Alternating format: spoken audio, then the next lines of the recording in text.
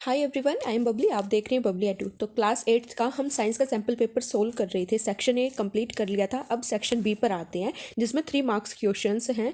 First question है, what do you mean by weeding. Weeding का क्या मतलब है। Why the process of weeding necessary. Name the methods applied for weeding. और में दे रखा what is irrigation. Name the 2 main methods of irrigation and define them briefly. अब दोनों को ही देखते हैं। अब सबसे पहले वीड क्या होता है। The unwanted plants that grow in the crop fields and extract nutrition from the soil and thus reduce the nutrient supply of our plant crops are known as weeds. Means जब हम main crop उगाते हैं, लगाते हैं, तो उनके साथ कुछ अनवांटेड प्लांट भी लग जाते हैं और वो सारा न्यूट्रिशन मेन क्रॉप को मिलना चाहिए वो सारा एक्सट्रैक्ट कर लेते हैं, तो उनको वीड बोला जाता है। जो अनवांटेड प्लांट्स होते हैं जिनको हम उगाते नहीं हैं। वीडिंग है, it is the process of removal of the weeds from the crop fields either manually और यूजिंग केमिकल्स। वीडिंग क्या है, इसको रिमूव करने का ही प्रोसीजर है, कैसे हम उनको हटाएं, तभी तो हमारी क्रॉप ग्रो होगी, नहीं तो उसका नुकसान होगा बहुत ज़्यादा। तो इसके मेथड्स हैं बहुत सारे रिमूव करने के। फर्स्ट है manual. In this method the weed is uprooted from the soil by hands in the crop fields and then burned. तो इसमें क्या है, हम हाथों से ही उसको उखाड़ देते हैं, फिर बाद में उसको जला देते हैं। तो ये मैनुअल मेथड हो गया। और देखते हैं second method है weedicide. These are inorganic chemicals that are sprayed in the crop field and kill those weed plants. तो ये कैसे निकाले जाते हैं, केमिकल्स के थ्रू। मीन्स क्रॉप में आप केमिकल स्प्रे कर दो जिससे ये जो वीड प्लांट्स हैं, अनवांटेड प्लांट्स हैं, वो मर जाएंगे, वो हट जाएंगे। तो ये मेथड है। फिर थर्ड है biological method. In this method certain insects which feed on such weed plants are released on the crop field and they destroy the weed plants. तो इंसेक्ट्स के थ्रू हम उनको निकाल सकते हैं। तो इस मेथड में इंसेक्ट्स हैं वो उन वीड प्लांट्स को खाना स्टार्ट कर देंगे, अनवांटेड प्लांट्स वो डिस्ट्रॉय हो जाएंगे और हमारी क्रॉप सेफ रहेगी। अब और में क्वेश्चन था जो इरिगेशन वाला, वो देखते हैं। The process of watering the crops is called irrigation. 2 methods of irrigation. Sprinkler system. तो इरिगेशन क्या होता है, सिंचाई करना, अपने खेतों में पानी देना through the canals, through the wells. तो अलग अलग मेथड हैं। अब डिफरेंट टाइप्स की मॉडर्न टेक्निक यूज़ करते हैं, तो बहुत सारी टेक्निक है इरिगेशन की। तो फर्स्ट इसमें sprinkler system. This system is used on the uneven land where less water is available. The perpendicular pipes having rotating nozzles on top are joint to the main pipeline at regular intervals. Water is allowed to flow through main pipe under pressure which escapes from the rotating nozzles. In this way water gets sprinkled on the crop. तो ये method भी बहुत ज़्यादा beneficial है। इसमें कम पानी लगता है और कैसे जैसे बारिश आती है ना, इस तरह से पानी का छिड़काव होता है फसलों पर। तो बहुत ज़्यादा बेनिफिशियल मेथड है। अगर आपको इसे डीपली जानना है कैसे करते हैं, कैसे इरिगेशन होता है इसका, तो आप इसकी अलग से सेपरेट वीडियो देख सकते हो यूट्यूब पर। सेकेंड है ड्रिप इरीगेशन। ड्रिप इरीगेशन में क्या होता है, बूंद बूंद पड़ती हैं फसलों पर और कम पानी में बहुत ज़्यादा ये उसकी रूट तक पहुँच जाता है और बहुत ज़्यादा ये बेनिफिट देता है क्रॉप को। This system is used to save water as it allows the water to flow drop by drop at the roots of the plants. It is the best technique for watering fruit plants, gardens and trees. Water is not wasted at all. Water waste नहीं होता। आप gardens को या plants को या फिर trees को अच्छे से पानी दे सकते हो। ड्रॉप बाय ड्रॉप वो पानी पड़ेगा, बिल्कुल वेस्ट नहीं होगा और कम पानी में आपका काम चल जाएगा। तो ये भी बहुत अच्छा बेनिफिशियल वे है। तो क्वेश्चन नंबर 9 है, match the following with the correct options. आपको मैच करना है। तो कोल किससे मैच होगा, फोसिल फ्यूल से। कैरोजन वैक्सी मटेरियल। गुड फ्यूल्स क्या करते हैं, produce more energy. Oil refinery क्या है, ब्राउनी। और कैरोसिन क्या है, kerosene fuel in lamps. Paraffin wax किससे मैच होगा, used in Vaseline. Question number 10 है, आंसर द फॉलोइंग। तो ए पार्ट है इसका, when we hear a sound does any part of our body vibrate, name the part. तो जब भी हम कुछ सुनते हैं तो हमारी बॉडी का एक पार्ट होता है जो वाइब्रेट करता है, तो उस बॉडी के पार्ट का नेम बताना है। तो क्या है, ईयर ड्रम्स।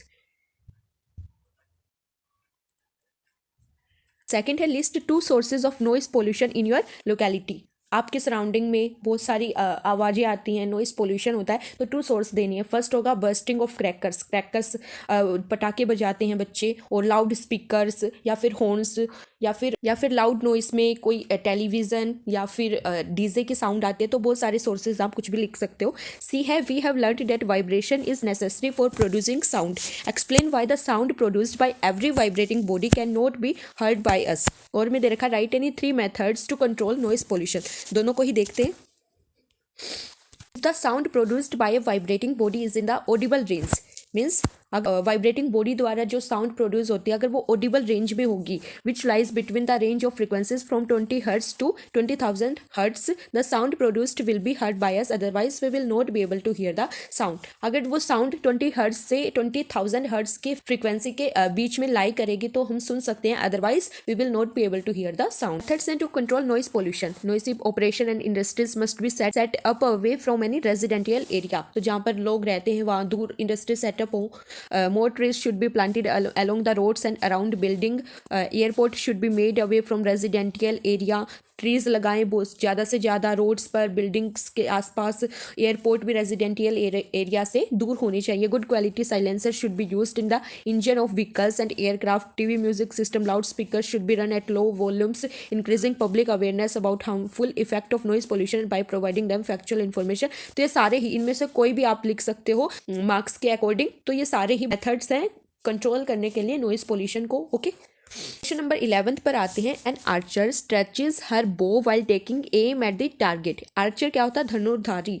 स्ट्रेचेज हर बो, धनुष को खींचती है, while taking aim at the target, लक्ष्य पर निशाना बांधते हुए। She then releases the arrow which begins to move towards the target. फिर वो उस तीर को छोड़ती है जो अपने टारगेट तक मूव करता है। Based on this information fill the gaps in the following statements using the following terms: muscular, contact, non contact, gravity, friction, shape, attraction. तो ये ऑप्शन दे रखे हैं, आपको इनमें से चूज करना है। तो फर्स्ट है to stretch the bow, the archer applies a force that causes a change in its. जब वो धनुष को खींचती है, अप्लाई करती है फोर्स को, तो किस में चेंज आता है? चेंज इन इट्स किस में आता है? शेप में। तो फर्स्ट का क्या होगा? Shape, change in its shape. Second है the force applied by the archer to stretch the bow is an example of. तो वो उसको स्ट्रेच करती है, खींचती है, किसकी हेल्प से? कौन सी फोर्स लगाती है? Muscular force. उस अपनी मसल से ही तो वो खींचती है, तो कौन सी फोर्स लगती है? Muscular force. सेकेंड का होगा muscular force.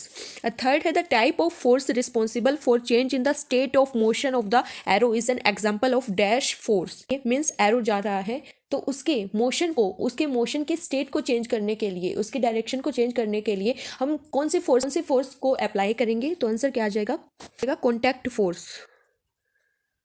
While the arrow moves towards its target, the forces act on it are due to dash and that due to of air. तो फर्स्ट में आ जाएगा gravity and due to friction of air. यहाँ लिख दे रही हूँ।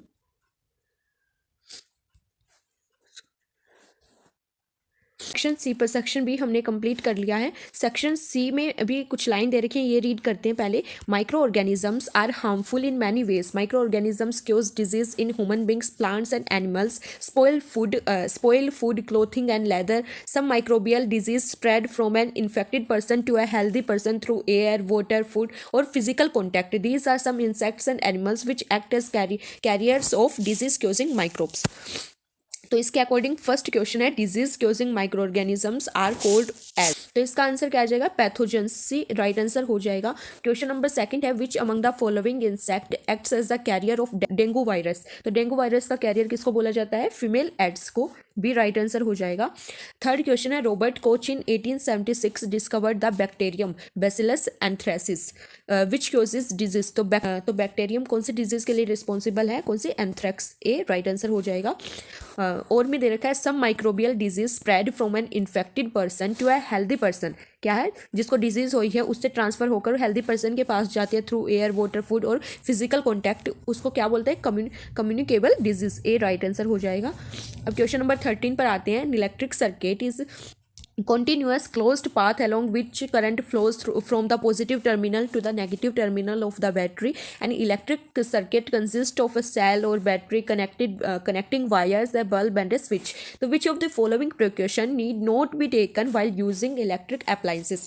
तो exam में ये बहुत ध्यान रखने की बात है क्योंकि बहुत सारी जगह आता है नोट भी आ जाता है और हम नोट नहीं देखते। ओवर कॉन्फिडेंस के मारे हम क्या कराते हैं? सीधा कराते हैं, लेकिन बाद में देखते हैं कि यहाँ पर नोट पूछा गया जो नहीं है। क्वेश्चन में क्या पूछा गया? जो क्वेश्चन लेने की जरूरत नहीं है वाइल यूजिंग इलेक्ट्रिक अप्लायंसेज। तो आंसर क्या होगा, never turn switch in on position. अगर ऑन ही नहीं करेंगे तो फिर यूज़ कैसे करेंगे उसको, तो ये क्या राइट आंसर हो जाएगा डी। सेकंड है, in a bulb there is a thin wire. उस थिन वायर को क्या बोलते हैं, फिलामेंट, जो कि बल्ब में होती है। ये राइट आंसर हो जाएगा। क्वेश्चन नंबर थर्ड है, when the bulb gets fused the electric current. जब बल्ब वो फ्यूज हो जाता है तो इलेक्ट्रिक करंट क्या हो जाता है, does not flow in this circuit. भाई वो फ्यूज ही हो गया, उसने ग्लो करना ही बंद कर दिया, तो इलेक्ट्रिक से करंट फ्लो नहीं होगा, तो भी राइट आंसर हो जाएगा। और में क्वेश्चन दे रखा है, glowing bulb becomes warm due to the heating effect of current. A right answer हो जाएगा, इसलिए वो वार्म होता है क्योंकि हीटिंग इफेक्ट आती है करंट की, जिससे वो गर्म हो जाता है। 14 क्वेश्चन है, इसको रीड करते हैं। When light reaches an opaque solid object the light is prevented from moving through the object leaving an area of darkness on the other side. If an object is transparent the light can move through it. If the object is shiny the light will be reflected off into a different direction. First question है, which of the following is non luminous object.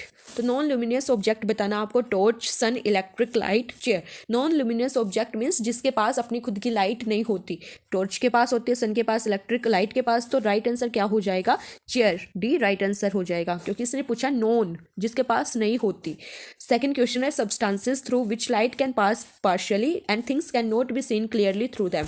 ऐसा substance बताना है जिसमें से light तो पास हो जाती है लेकिन चीज़ें वो क्लियर नहीं दिखाई देती। तो कौन सा, ट्रांसपेरेंट, ओपेक, ट्रांसलूसेंट, या फिर नन ऑफ दिस। तो सी राइट आंसर हो जाएगा ट्रांसलूसेंट।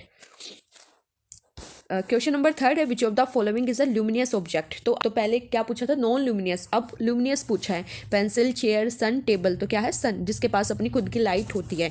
और भी क्वेश्चन दे रखा है, the objects which allow light to pass through them are called. ऐसे ऑब्जेक्ट जिनमें से लाइट पास हो सकती है उनको क्या बोलते हैं, ट्रांसपेरेंट। बहुत ईजी है ये तो। ट्रांसपेरेंट ऑब्जेक्ट में से लाइट पास हो जाती है, ओपेक जो सॉलिड होते हैं उनसे लाइट पास नहीं होती है। ट्रांसलूसेंट में क्या है, लाइट तो पास हो जाती है लेकिन हम क्लियरली वो चीज़ें देख नहीं पाते। तो इसका ए राइट आंसर हो जाएगा। अब क्वेश्चन नंबर 15 है, इसमें ह्यूमन फीमेल रिप्रोडक्टिव सिस्टम का डायग्राम दे रखा है, यूट्रस, ओविडक्ट, ओवरी। तो इसके अकॉर्डिंग क्वेश्चंस है, fertilization of ovum and sperm take place in. तो कहाँ होता है, ओविडक्ट और fallopian tube. A right answer हो जाएगा। सेकंड क्वेश्चन है, growth and development of ovum. Ovum की ग्रोथ और डेवलपमेंट कहाँ पर होती है, ओवरी में। डी राइट आंसर हो जाएगा। क्वेश्चन नंबर थर्ड है, growth and development of embryo take place in. Embryo की ग्रोथ और डेवलपमेंट याद रखना, ऊपर किसकी पूछी थी, ओवम की, अब एम्ब्रियो की पूछ रहा है, तो इसका राइट आंसर यूट्रस होगा। बी राइट आंसर हो जाएगा। और में है, fertilization of sperm and ovum leads to the formation of sperm. और ओवम का फर्टिलाइजेशन, इससे क्या बनता है, जाइगोट। ए राइट आंसर हो जाएगा। अब और में क्वेश्चन दे रखा है, reproduction is the creation of new individuals from previously existing individuals. Reproduction is defined as a biological process in which organisms gives rise to young ones similar to them. The offspring grows, matures and in turn produces new offspring. First question है, egg are formed in the, कहाँ पर बनते हैं, ovary में। सी right answer हो जाएगा। Second है, how many modes of reproduction are there in animals. तो 2 होते हैं, सेक्सुअल और सेक्सुअल, 2 टाइप्स होते हैं। बी राइट आंसर हो जाएगा। फोइटिस इज द, क्या ये, developing embryo. B right answer हो जाएगा। और में दे रखा, viviparous organisms are the ones. तो स्टार्टिंग वाले एमसीक्यूज में भी देखा था ये, तो क्या है वो, produce young ones. B right answer हो जाएगा। इसी के साथ हमने पूरा सैम्पल पेपर सोल्व कर लिया है। सेक्शन ये हमने ऑलरेडी कंप्लीट कर लिया था। अगर आपने वो वाली वीडियो नहीं देखी तो उसकी लिंक डिस्क्रिप्शन में मिल जाएगी। सेक्शन बी और सेक्शन सी हमने अब इस वीडियो में पूरा कंप्लीट कर लिया है sample paper. I hope you like this video, then please don't forget to subscribe my channel. Okay, meet you all in next video. Thank you.